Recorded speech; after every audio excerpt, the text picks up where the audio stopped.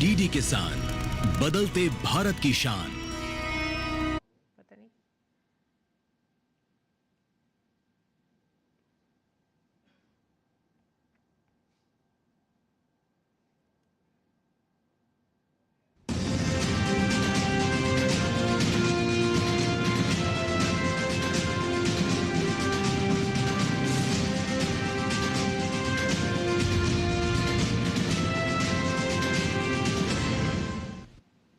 नमस्कार, किसान समाचार में आप सभी का स्वागत है। सबसे पहले मुख्य समाचार। कर्नाटक के गन्ना किसानों ने धरना लिया वापस। सिद्धरमैया ने धरना दे रहे गन्ना किसानों को धरना समाप्त करने की अपील की थी। किसानों को 3200 रुपये प्रति टन के साथ 50-50 रुपये सरकार और फैक्ट्री मालिक की ओर दिए जाने का किया गया फैसला। भारत सरकार ने विशिष्ट आर्थिक क्षेत्र में मत्स्य संसाधनों के सतत दोहन से संबंधित नियम 2025 को अधिसूचित किया। नए नियमों और विनियमों से मछुआरों को लाभ और मत्स्य के निर्यात में बढ़ोतरी होगी। केंद्रीय मंत्री पीयूष गोयल ने न्यूजीलैंड के व्यापार और निवेश मंत्री टॉड मैकलिक के साथ ते पुके किवी बाग का किया दौरा। इस दौरान बाग की विविधता, गुणवत्ता, खेती के तरीकों और सतत विकास के प्रयासों पर की गई चर्चा।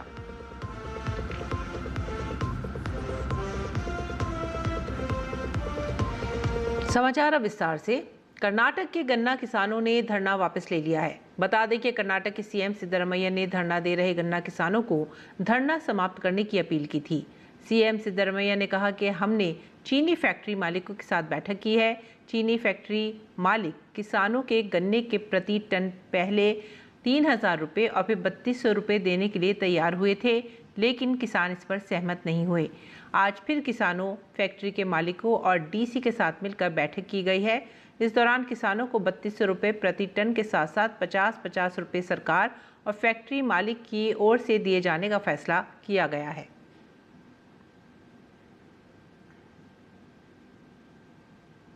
केंद्रीय मंत्री पीयूष गोयल ने न्यूजीलैंड के व्यापार और निवेश मंत्री टॉड मैकलिक के साथ बे ऑफ प्लेंटी के ते बुके किवी बाग का दौरा किया।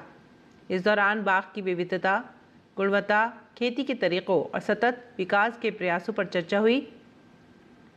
साथ ही उत्पादकता और गुणवत्ता बढ़ाने के प्रयासों पर भी बातचीत हुई। पीयूष गोयल ने वहां गर्मजोशी भरे स्वागत के लिए किवी भारतीय किसानों और उत्पादकों का आभार जताया। और भारत सरकार ने विशिष्ट आर्थिक क्षेत्र में मत्स्य संसाधनों के सतत दोहन से संबंधित नियम 2025 को अधिसूचित कर दिया है। नए नियमों में समुद्र में मछलियों का संरक्षण और मछुआरों की सुरक्षा को लेकर प्रावधान किए गए हैं। मत्स्य विभाग की संयुक्त सचिव नीतू प्रसाद ने बताया कि नए नियमों और विनियमों से मछुआरों को लाभ और मत्स्य के निर्यात में बढ़ोतरी होगी। Under the Sustainable Harnessing of Fisheries in the Exclusive Economic Zone Rules 2025 में जो सबसे पहली बात की गई है कि फिशरीज़ के लिए 12 नॉटिकल माइल के बाद फिशरीज़ के लिए हमें एक्सेस पास की ज़रूरत पड़ेगी। Access pass department of fisheries, state government की मदद से जो भी हमारे यहाँ अप्लाई करेंगे रियल क्राफ्ट पोर्टल के अंदर, उस एप्लीकेशन का ऑनलाइन वेरिफिकेशन होगा और एक समुचित टाइम पीरियड में, एक लिमिटेड टाइम पीरियड में हम उनको प्रोसेस करके एप्लीकेशन ऑनलाइन ही देंगे। तो ह्यूमन इंटरवेंशन जो होता है, फिशरमैन को डोर टू डोर जाने की ज़रूरत नहीं पड़ेगी।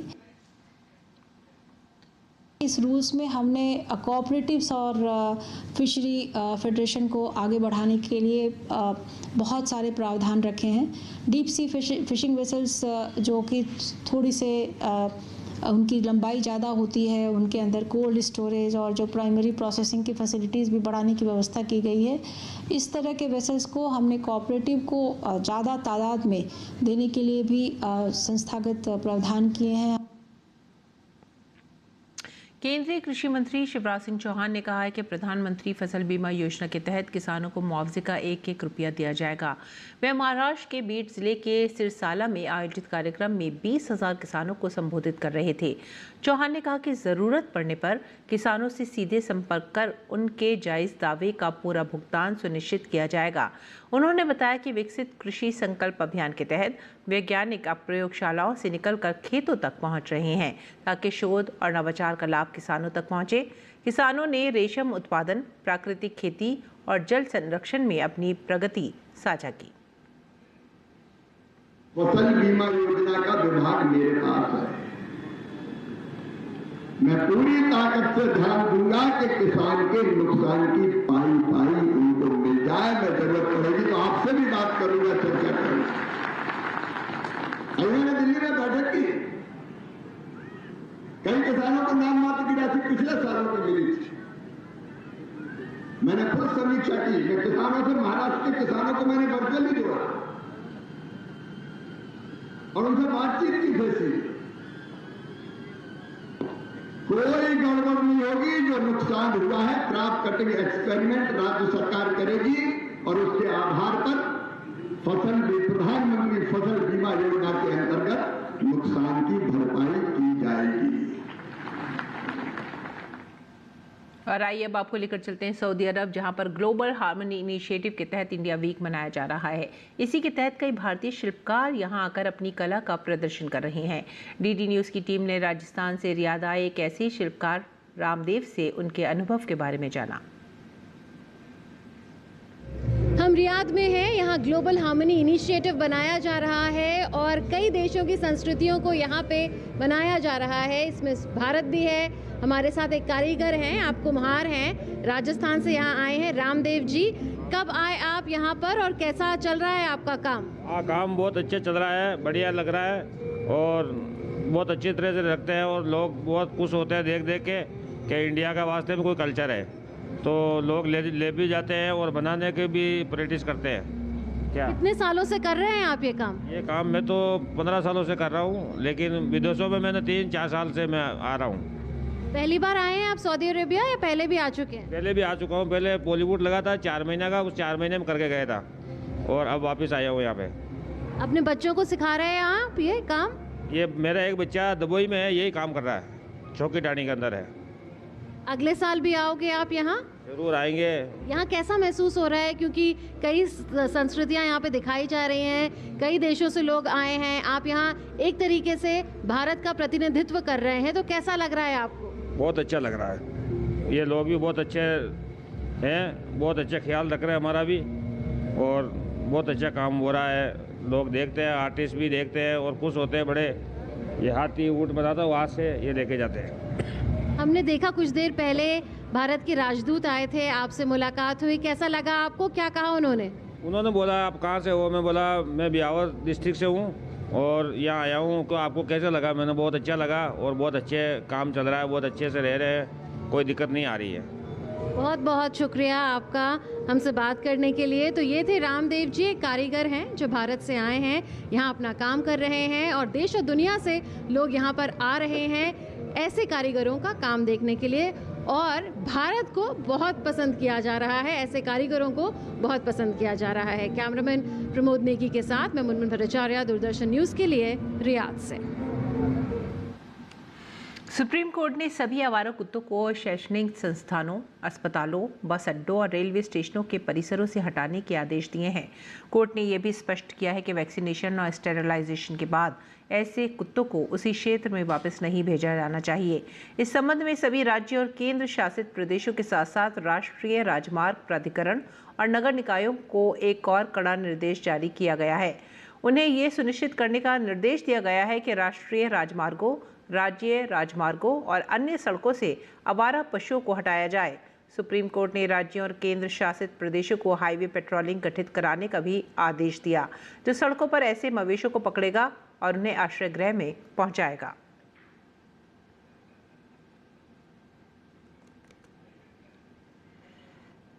और अब बात करते हैं गेहूं की बुआई की। रबी सीजन की सबसे प्रमुख फसल गेहूं की बुआई का समय हो गया है।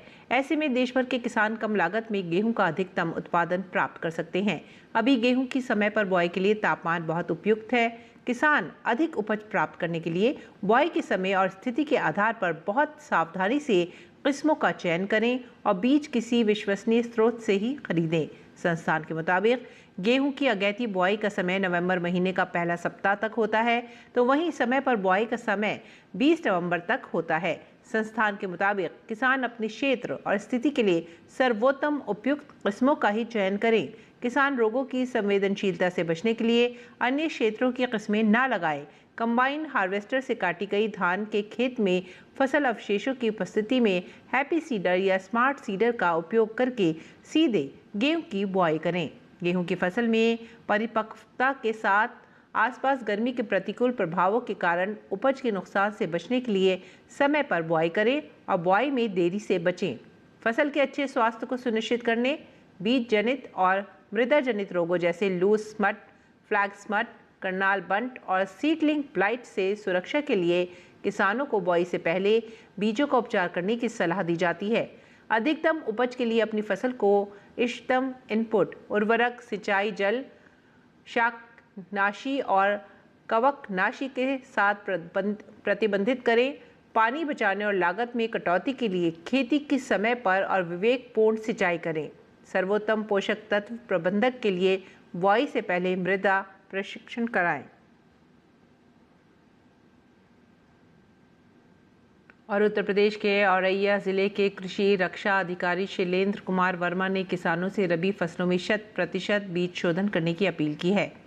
उन्होंने बताया कि रोगों, कीटों और खरपतवारों से हर साल फसलों को 15 से 20% तक नुकसान होता है, जिसमें बीज व भूमि जनित रोग प्रमुख हैं। अधिकारी ने कहा कि बीज शोधन से फसलें रोग मुक्त रहती हैं और कम लागत में अधिक उत्पादन संभव होता है। आलू की फसल के लिए स्ट्रेप्टोमाइसिन सल्फेट 90%, टेट्रासाइक्लिन हाइड्रोक्लोराइड 10% की 4 ग्राम मात्रा प्रति 25 किलोग्राम बीज को 10 लीटर पानी में घोलकर रात भर भिगोएं और अगले दिन छाया में सुखाकर बोएं।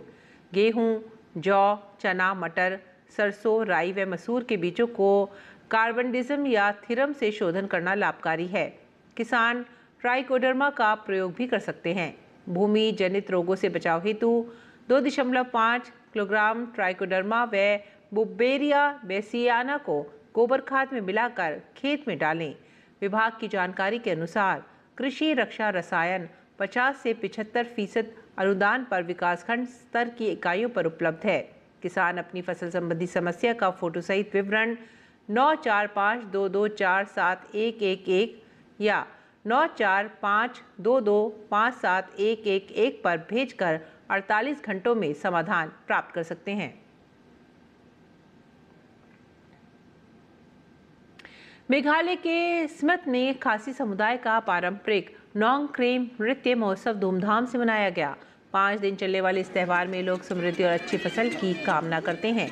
रंग बिरंगे कपड़ों में सजी युवतियां और ढोल नगाड़ों की थाप पर नाचते पुरुषों ने सबका दिल जीत लिया।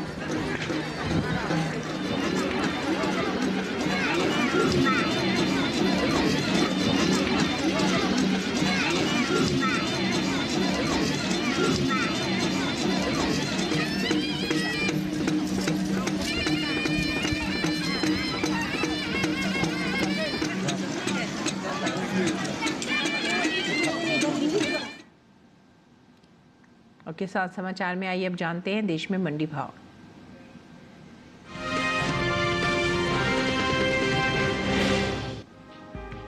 भारत की खाद्य अर्थव्यवस्था में गेहूं और गेहूं के आटे की भूमिका लगातार बढ़ रही है। भारत में गेहूं की VL-832, WH-896, UP-2338, PBW-502 के अलावा कुछ खास किस्में उगाई जाती हैं। उत्तर प्रदेश, पंजाब, हरियाणा, मध्य प्रदेश, राजस्थान, बिहार और गुजरात ऐसे राज्य हैं जहां गेहूं की खेती सबसे ज्यादा होती है और पैदावार भी अच्छी मिलती है। वहीं पैदावार की बात करें तो कृषि मंत्रालय की ओर से जारी ताज़ा आंकड़ों के मुताबिक तीसरे अग्रिम अनुमान के अनुसार साल 2024-25 के दौरान रबी गेहूं की उपज 1,175,07,000 टन होने का अनुमान है। वहीं अगर इसकी तुलना बीते साल से करें तो साल 2023-24 के दौरान रबी गेहूं की पैदावार 1,132,92,000 टन थी। घरेलू स्तर पर गेहूं की पैदावार अच्छी होने की वजह से देश में गेहूं की उपलब्धता पर्याप्त मात्रा में है। गेहूं के निर्यात पर नजर डालें तो दुनिया में जितनी भी फसलों का व्यापार होता है उनमें सबसे ज्यादा व्यापार गेहूं का होता है। भारत की गेहूं की दुनिया भर में मांग लगातार बढ़ रही है। एपिडा की ओर से हाल ही में जारी ताज़ा आंकड़ों के मुताबिक साल 2024 में कुल गेहूं का निर्यात 1,88,000 मीट्रिक टन के पार पहुंच गया है, जिसकी अमेरिकी डॉलर में कीमत $56.66 मिलियन है। बताते चलें कि कुछ समय पहले ही प्रधानमंत्री नरेंद्र मोदी की अध्यक्षता में आर्थिक मामलों की मंत्रिमंडलीय समिति ने विपणन वर्ष 2026-27 के लिए रबी फसलों के न्यूनतम समर्थन मूल्य यानी MSP में बढ़ोतरी को मंजूरी दी है। सरकार का कहना है कि इस कदम का उद्देश्य किसानों को उनकी उपज का लाभकारी मूल्य सुनिश्चित करना है। बढ़ी हुई MSP के फैसले के तहत कुसुम की MSP में सबसे अधिक 600 रुपए प्रति क्विंटल की बढ़ोतरी की गई है। इसके बाद मसूर में 300 रुपए, रेपसीड और सरसों में 250 रुपए, चना में 225 रुपए, जौ में 170 रुपए और गेहूं में 160 रुपए प्रति क्विंटल की वृद्धि की गई है। इन रबी फसलों में गेहूं की MSP को देखें तो साल 2025-26 में रबी गेहूं की MSP 2,425 रुपए प्रति क्विंटल थी, जिसे इस साल बढ़ाकर 2,585 रुपए प्रति क्विंटल कर दिया गया है।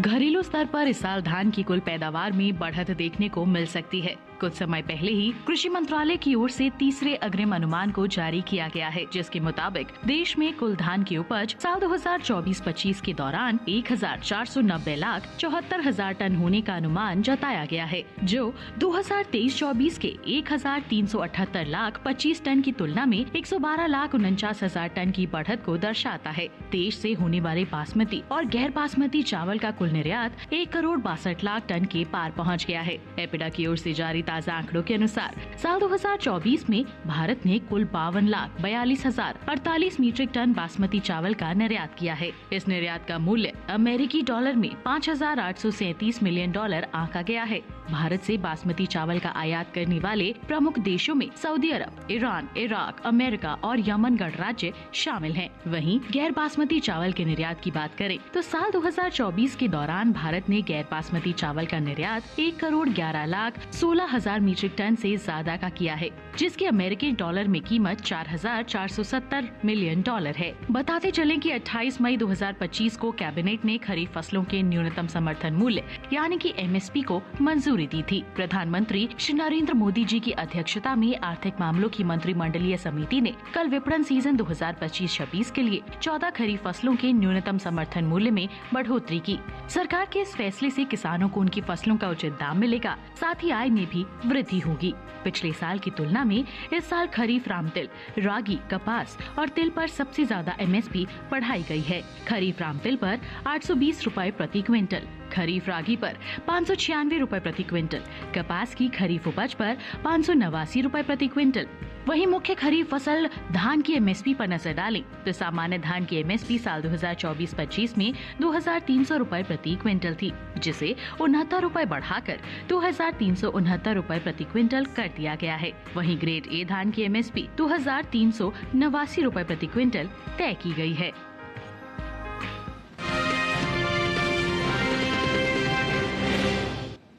और आइए बात करें मौसमी खेती की। किसान इस मौसम में कैसे रख सकते हैं अपनी खेती का ख्याल, देखते हैं।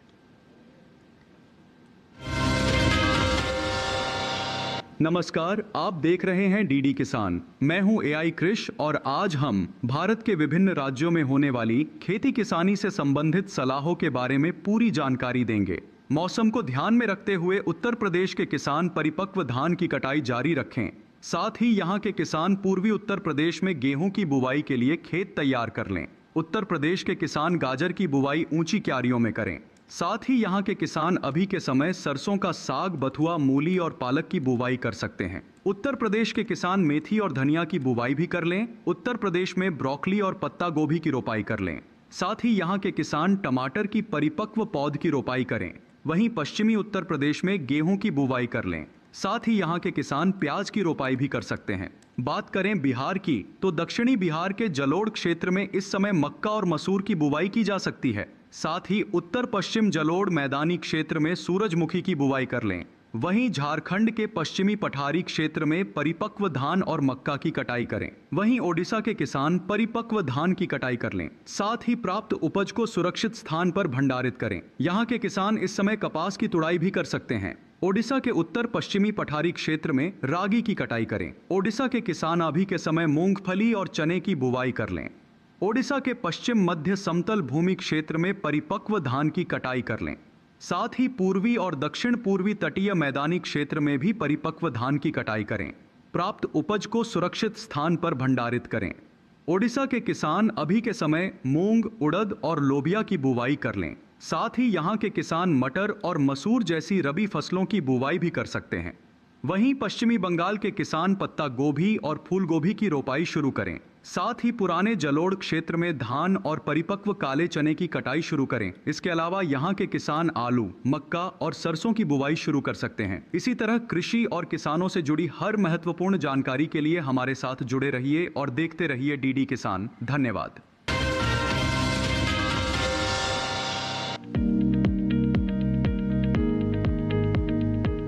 धनिये की खेती के लिए दोमट मिट्टी सबसे अच्छी मानी जाती है।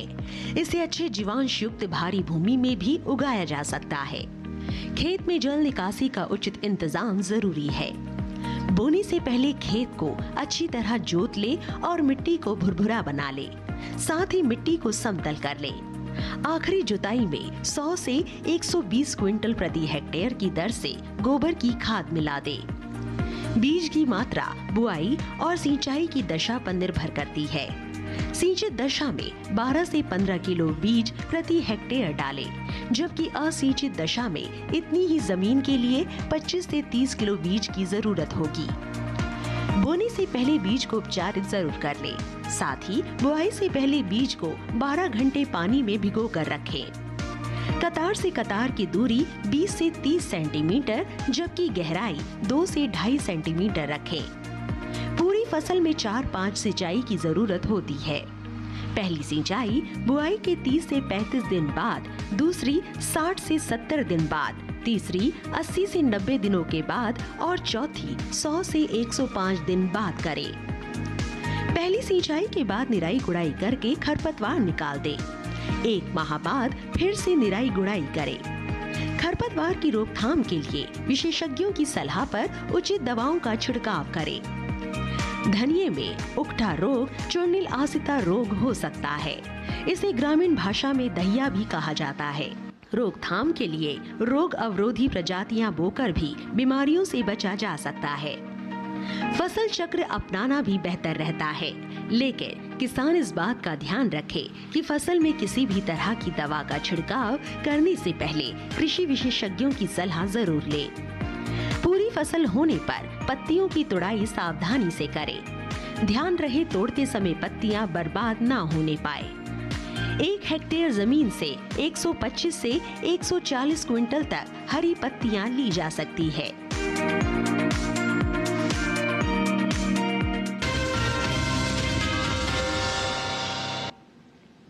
खेती किसानी के साथ साथ आइए अब नजर डाल लेते हैं कुछ और महत्वपूर्ण खबरों पर। खास खबर में प्रधानमंत्री नरेंद्र मोदी ने वाराणसी से 4 नई वंदे भारत ट्रेनों को हरी झंडी दिखाई।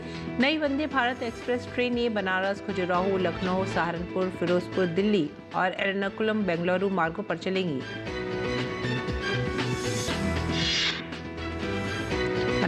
बनारस खजुराहो वंदे भारत एक्सप्रेस इस रूट पर सीधी कनेक्टिविटी प्रदान करेगी और वर्तमान में चल रही विशेष ट्रेनों की तुलना में लगभग 2 घंटे 40 मिनट की बचत करेगी। प्रधानमंत्री नरेंद्र मोदी ने अपने संसदीय क्षेत्र वाराणसी दौरे पर वंदे भारत एक्सप्रेस में सवार बच्चों से संवाद किया। बिहार में दूसरे चरण के लिए धुआंधार चुनाव प्रचार जारी। भाजपा के स्टार प्रचार और प्रधानमंत्री नरेंद्र मोदी ने बिहार के सीतामढ़ी में चुनावी जनसभा को संबोधित किया। पीएम ने सीतामढ़ी में जनसभा को संबोधित करते हुए कहा कि पहले चरण में जंगल राज वालों को 65 वोल्ट का झटका लगा है। चारों तरफ से ये चर्चा है कि बिहार के नौजवानों ने विकास को चुना है, एनडीए को चुना है। पीएम ने कहा कि आज हम सीतामढ़ी में जो माहौल देख रहे हैं वो दिल को छूने वाला है। ये माहौल भी इस बात का संदेश दे रहा है कि नहीं चाहिए कट्टा सरकार, फिर एक बार एनडीए सरकार। केंद्रीय गृह मंत्री अमित शाह ने बिहार के पूर्णिया के बनमनखी में जनसभा की। जनता को संबोधित करते हुए उन्होंने एनडीए की 160 सीटों पर जीत का दावा किया। वहीं कांग्रेस नेता पवन खेड़ा ने जीत का दावा करते हुए कहा है कि हम 121 में से 72 सीटों पर स्पष्ट बहुमत लेकर आएंगे। पहले चरण के मतदान के बाद राहुल गांधी बिहार में वोट चोरी को बड़ा मुद्दा बता रहे हैं। वहीं इससे उलट जन स्वराज के संस्थापक प्रशांत किशोर ने बिहार में वोट चोरी का मुद्दा ही खारिज कर दिया है। प्रशांत किशोर ने कहा है कि बिहार में वोट चोरी का मुद्दा न पहले था न अब है। राष्ट्रपति द्रौपदी मुर्मू आज 2 अफ्रीकी देशों अंगोला और बोत्सवाना की यात्रा पर रवाना हो गई हैं। यात्रा के पहले चरण में राष्ट्रपति अंगोला जाएंगी। ये यात्रा किसी भी भारतीय राष्ट्रपति की पहली अंगोला की यात्रा है। राष्ट्रपति की इस यात्रा के दौरान दोनों देशों के बीच उच्च स्तरीय वार्ताएं और सहयोग के नए क्षेत्रों पर चर्चा होगी और राष्ट्रपति अंगोला की संसद को भी संबोधित करेंगी। जम्मू कश्मीर में सेना ने बड़ी घुसपैठ की कोशिश को नाकाम करते हुए 2 आतंकियों को ढेर कर दिया। जम्मू कश्मीर में कुपवाड़ा जिले के केरन सेक्टर में सेना को घुसपैठ की खुफिया जानकारी मिली, जिसके आधार पर ऑपरेशन पिंपल का आगाज किया गया। दिल्ली के रिठाला मेट्रो स्टेशन के पास झुग्गी बस्ती में देर रात आग लगी। भीषण आग पर काबू पा लिया गया है। आग पर नियंत्रण के बाद दमकल कर्मियों ने एक शव बरामद किया है। इसी के साथ ही आप हमारी पूरी टीम को दीजिए आज्ञा। नमस्कार।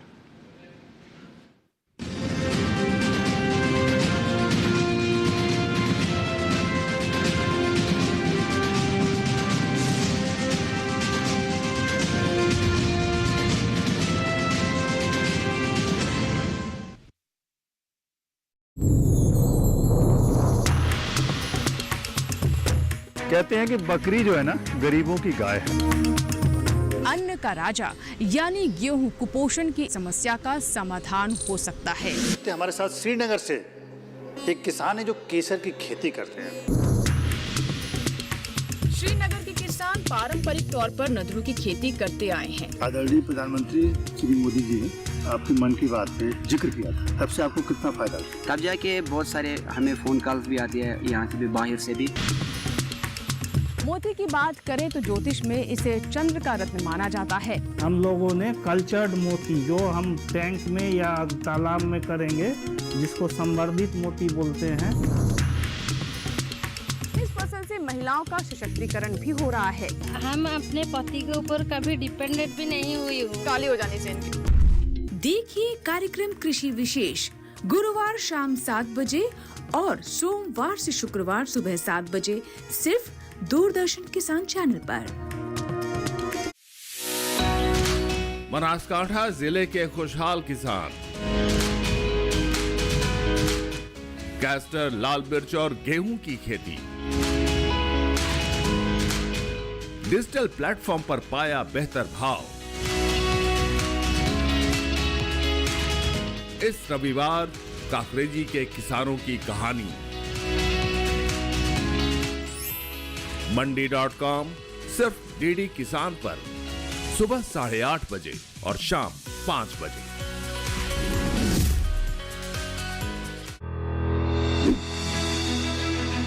मशीनों के दौर में जी रहे हैं हम। काम को बेहतर और आसान बना रही हैं मशीनें।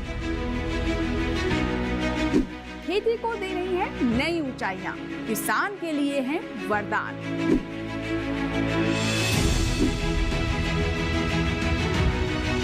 कृषि मशीनरी पर आधारित। देखिए हाईटेक खेती शनिवार शाम 7 बजे, पुनः प्रसारण रविवार सुबह 7 बजे, सिर्फ दूरदर्शन किसान पर। उससे दूर ही रहो कमीनों। पता है क्या चीज है वो?